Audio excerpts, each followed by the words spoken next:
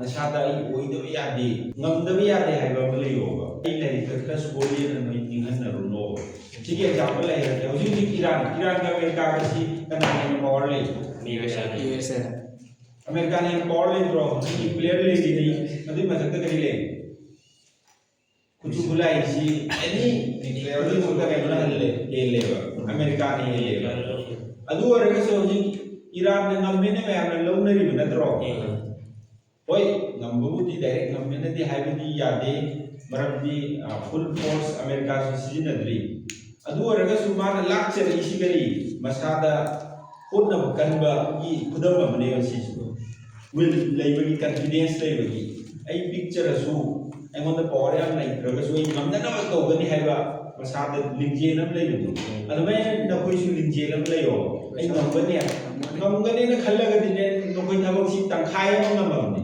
ngomgani kan garagadi ngamnanaba kari tawgadamo thiraaneeba kari tawgadamo thirakpadadi kari phangani lai parani adu tangkhai ma magumbane hek mamane kan dikanda adu ai khar soli class da ai hangapakanda khar gyan daw khar wale ngamadam mande na chak chahin na si thokpane satra khuding da thokpane si si na koi thaki sunate ani satra khuding mukta sai si si ngamaroi da kan tawrane na khalam maneba adu bidu tabu ngambani pot pot nam dane namdo kan rete hoji kari kari toi Iran Amerika wa Israel yang hottest news si karam no Iran Amerika adu sida hang ya ba question nam lay Strait of Hormuz sida na tru ye dai si kanna Trump sina butan dana dokar sa na mai do adu Strait of Hormuz itu ikan gua betul nih, Iran siapa kali kau ini? Adi belum kali no. Persia dulu. Persia ini nui history itu mengpro. Aduh, sih Strait of Hormuz sih, karang ba country na boundary way no, border way no, time no. Strait of Hormuz ka karang ba country ka time ni. Sih jangan apa ya aku sini. Kaya kita country ahum ni Strait of Hormuz di ako bidalay si ahan muda Iran mathanda Oman mathanda UAE si ahum si sige sida hujik Iran na hay na kari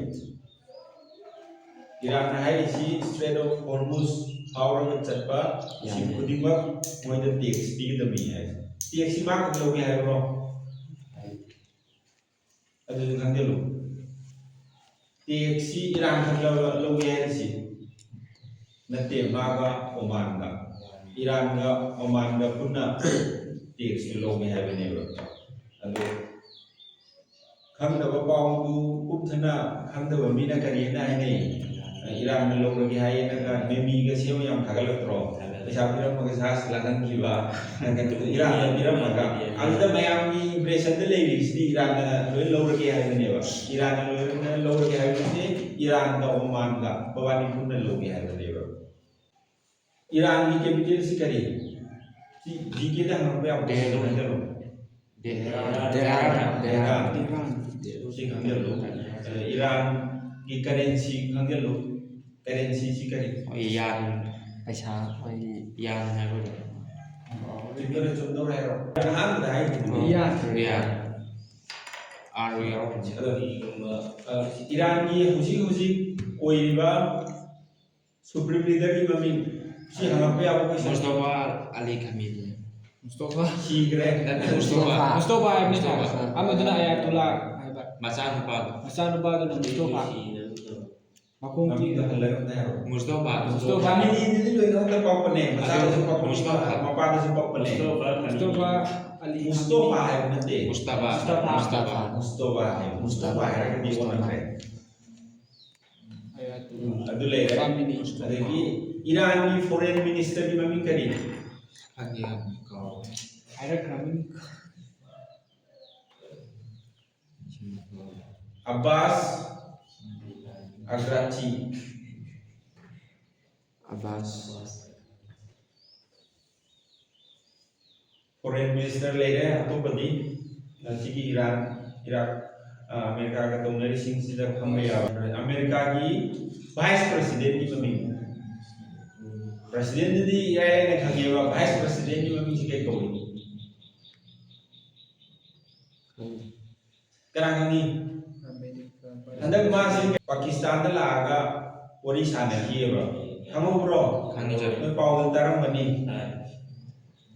शांति की piece talk ceasefire की वही सानब लाखी vice presidency अदुगी vice president दुगी ममिंग सी खंगे न काना करेंट अफेयर्स ने हेरी सी सुनगी मोगी लान की पावल तक नतेबा नो एग्जाम दु काना रखदो सिंग खंगे लो जेडी वेंस ने वाइस प्रेसिडेंट की ममिंग सी जेडी बेंस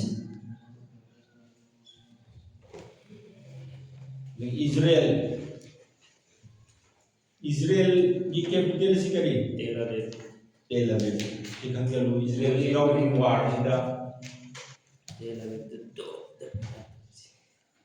इजराइल की प्राइम मिनिस्टर की ममिंग ने करी नेतन्याहू बेंजामिन Netanyahu नेतन्याहू